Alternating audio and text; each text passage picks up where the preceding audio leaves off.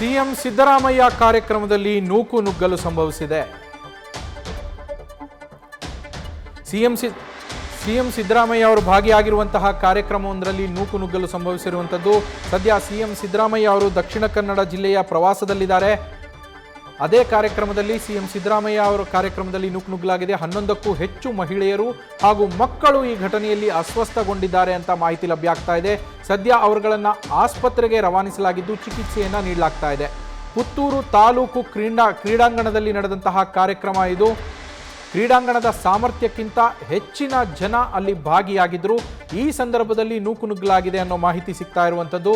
CM Siddaramaiah ಅವರು ಭಾಗಿಯಾಗಿದ್ದಂತಹ ಕಾರ್ಯಕ್ರಮ ದಕ್ಷಿಣ ಕನ್ನಡ ಜಿಲ್ಲೆ ಪುತ್ತೂರಿನಲ್ಲಿ ನಡೀತಾ ಇತ್ತು. ಇದೇ ಕಾರ್ಯಕ್ರಮದಲ್ಲಿ ನೂಕು ನುಗ್ಗಲು ಸಂಭವಿಸಿದ್ದು. ಮಹಿಳೆಯರು ಮಕ್ಕಳು ಸೇರಿ ಹಲವರು ಅಲ್ಲಿ ಅಸ್ವಸ್ಥರಾಗಿದ್ದಾರೆ. ಅಸ್ವಸ್ಥಗೊಂಡಂಥವರನ್ನು ಕೂಡಲೇ ಸ್ಥಳೀಯ ಆಸ್ಪತ್ರೆಗೆ ರವಾನಿಸಿ ಅಲ್ಲಿ ಚಿಕಿತ್ಸೆಯನ್ನು ನೀಡಲಾಗ್ತಾ ಇದೆ. ಸಿಎಂ ಸಿದ್ದರಾಮಯ್ಯ ಅವರು ಭಾಗಿಯಾಗಿದ್ದಂತಹ ಕಾರ್ಯಕ್ರಮ ಅಶೋಕ್ ರೈ ಅವರ ನೇತೃತ್ವದಲ್ಲಿ ನಡೀತಾ ಇದ್ದಂತಹ ಕಾರ್ಯಕ್ರಮ ಇದು.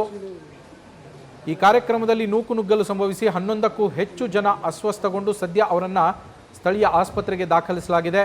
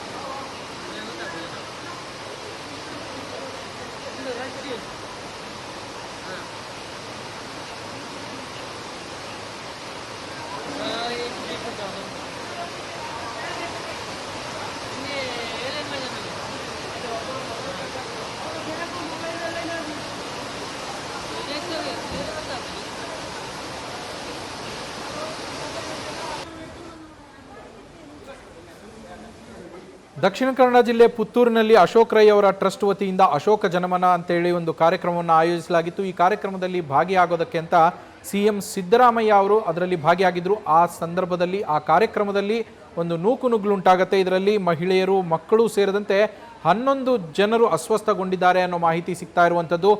ಸದ್ಯ ಎಲ್ಲರನ್ನೂ ಆಸ್ಪತ್ರೆಗೆ ದಾಖಲಿಸಿ ಚಿಕಿತ್ಸೆಯನ್ನು ನೀಡಲಾಗ್ತಾ ಇದೆ. ಈ ಬಗ್ಗೆ ಹೆಚ್ಚಿನ ಡೀಟೇಲ್ಸ್ ಕೊಡೋದಕ್ಕೆ ನಮ್ಮ ಪ್ರತಿನಿಧಿ ಕಿರಣ್ ಫೋನ್ ಸಂಪರ್ಕದಲ್ಲಿದ್ದಾರೆ. ಕಿರಣ್, ಏನಿದು ನೂಕು ನುಗ್ಗಲು ಉಂಟಾಗೋದಕ್ಕೆ ಕಾರಣ ಏನು? ಅನಾರೋಗ್ಯಕ್ಕೆ ಒಳಗಾದಂಥ ಅಸ್ವಸ್ಥಗೊಂಡಂತಹವರ ಪರಿಸ್ಥಿತಿ ಈಗ ಹೇಗಿದೆ ಕಿರಣ್? ನವೀನ್, ಇದು ಪುತ್ತೂರಿನಲ್ಲಿ ನಡೆದಂತಹ ಒಂದು ಘಟನೆ. ಇವತ್ತು ಪುತ್ತೂರಿನ ಶಾಸಕರಾದಂತಹ ಅಶೋಕ್ ರೈ ಅವರ ಅಶೋಕ್ ಜನಮನ 2025 ಕಾರ್ಯಕ್ರಮವನ್ನ ಹಮ್ಮಿಕೊಳ್ಳಲಾಗಿದೆ. ದೀಪಾವಳಿ ಹಿನ್ನೆಲೆಯಲ್ಲಿ ವಸ್ತ್ರ ವಿತರಣೆ ಕಾರ್ಯಕ್ರಮ ಇದು. ಪ್ರತಿ ವರ್ಷ ಅವರು ಈ ಒಂದು ಕಾರ್ಯಕ್ರಮ ಮಾಡ್ತಾರೆ. ಆದರೆ ಈ ವರ್ಷ 1 ಲಕ್ಷ ಜನ ಬರುವಂತಹ ನಿರೀಕ್ಷೆ ಇತ್ತು. ಈ ಹಿನ್ನೆಲೆಯಲ್ಲಿ ಅಂದ್ರೆ ಪುತ್ತೂರಿನ ಒಂದು ಕ್ರೀಡಾಂಗಣದಲ್ಲಿ ಈ ಒಂದು ಕಾರ್ಯಕ್ರಮವನ್ನು ಹಮ್ಮಿಕೊಳ್ಳಲಾಗಿದೆ. ಇದಕ್ಕೆ ಮುಖ್ಯಮಂತ್ರಿಯವರು ಕೂಡ ಬಂದಿದ್ರು. ಮತ್ತೆ ಮುಖ್ಯಮಂತ್ರಿ ಬರಬೇಕಾದ್ರೆ ಸ್ವಲ್ಪ ಲೇಟ್ ಕೂಡ ಆಗಿತ್ತು. ಹಾಗೆಯೇ ಪ್ರೋಗ್ರಾಮ್ ಮುಗಿಬೇಕಾದ್ರೆ ಸಾಧಾರಣ ಒಂದು 3 ಗಂಟೆ ಆಗಿದೆ. ಆ ಸಂದರ್ಭದಲ್ಲಿ ನೀರು ಹಾಗೆ ಊಟ ಸಿಗದೇ ಕಾರಣ ಮತ್ತೆ ಸ್ವಲ್ಪ ಹೆಚ್ಚು ಜನ ಬಂದ ಕಾರಣ, ಅಂದ್ರೆ ಅಲ್ಲಿ ಇದ್ದಂತಹ ಏನು ಕ್ರೀಡಾಂಗಣದ ಒಂದು ಇದಿದೆ, ಏನು ಕೆಪಾಸಿಟಿ ಇದೆ, ಕೆಪಾಸಿಟಿಗಿಂತ ಜಾಸ್ತಿ ಜನರು ಇಲ್ಲಿಗೆ ಬಂದಿದ್ರು. ಹಾಗೇನೆ ನೂಕು ನುಗ್ಗಲು ಒಂದ್ ಕಡೆಯಿಂದ ಮತ್ತೆ ಮಳೆ ಬರ್ತಾ ಇತ್ತು. ಮಳೆಯ ಸಂದರ್ಭದಲ್ಲಿ ಈ ಒಂದು ಘಟನೆ ಆಗಿರುವಂತದ್ದು. ಆದ್ರೆ ಎಲ್ಲರೂ ಯಾರು ಈಗ 11 ಜನ ಇದ್ದಾರೆ, ಅವರು ಎಲ್ಲರೂ ಆಸ್ಪತ್ರೆಗೆ ದಾಖಲು ಮಾಡಲಾಗಿದೆ. ಮತ್ತೆ ಎಲ್ಲರೂ ಪ್ರಾಣಾಪಾಯದಿಂದ ಪಾರಾಗಿದ್ದಾರೆ.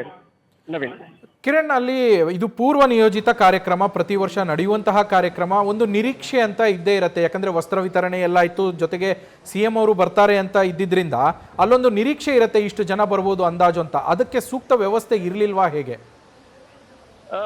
ಒಂದು ನವೀನ್, ಈ ಒಂದು ಕಾರ್ಯಕ್ರಮಕ್ಕೆ ಮೊದಲು ಒಂದು ಚೇರ್ಗಳನ್ನು ಹಾಕಿದ್ದು, ಒಂದು 5,000 6,000 ಚೇರ್ಗಳನ್ನು ಹಾಕಿದ್ರು. ಮತ್ತೆ ಒಂದು ಅದರ ನಂತರ ಬಂದವರು ನಿಂತುಕೊಂಡು ಪ್ರೋಗ್ರಾಮ್ ನೋಡ್ತಾರೆ ಅನ್ನೋ ಒಂದು ಮಾಹಿತಿ ಇತ್ತು. ಆದ್ರೆ ಪೊಲೀಸರು ಇದಕ್ಕೆ ಅನುಮತಿ ಕೊಟ್ಟಿರ್ಲಿಲ್ಲ.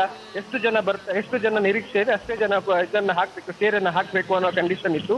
ಮತ್ತೆ ಪ್ರೋಗ್ರಾಮ್ ಒಂದ್ ಕಡೆ ಆದ್ರೆ ಇನ್ನೊಂದ್ ಕಡೆ ಊಟದ ವ್ಯವಸ್ಥೆ ಬೇರೆ ಕಡೆ ಮಾಡುವಂತ ಎಲ್ಲ ಬೇರೆ ಬೇರೆ ವ್ಯವಸ್ಥೆಗಳನ್ನ ಮಾಡಿ ಸುಸಜ್ಜಿತ ಒಂದು ಆರ್ಗನೈಸ್ಡ್ ಆಗಿ ಮಾಡುವಂತ ಒಂದು ಕಾರ್ಯಕ್ರಮ ಆಗಿತ್ತು. ಆದ್ರೆ ಎಲ್ಲೋ ಒಂದ್ ಕಡೆ ಜನ ಒಂದ್ ಕಡೆ ಹೆಚ್ಚು ಬಂದಿದ್ದು, ಯಾಕೆಂದ್ರೆ ಪ್ರತಿ ವರ್ಷ ವಸ್ತ್ರ ವಿತರಣೆ ಸಂದರ್ಭದಲ್ಲಿ ಕಳೆದ ವರ್ಷ 80,000 ಜನ ಬಂದಿದ್ರು ಅಂತ ಒಂದು ಮಾಹಿತಿ ಇದೆ. ಈ ಸಲ 1 ಲಕ್ಷ ಜನ ಸೇರುವಂತಹ ಒಂದು ಮಾಹಿತಿ ಇದ್ದ ಹಿನ್ನೆಲೆ ಅದಕ್ಕೆ ತಕ್ಕಂತೆ ವ್ಯವಸ್ಥೆಗಳನ್ನು ಮಾಡಲಾಗಿತ್ತು.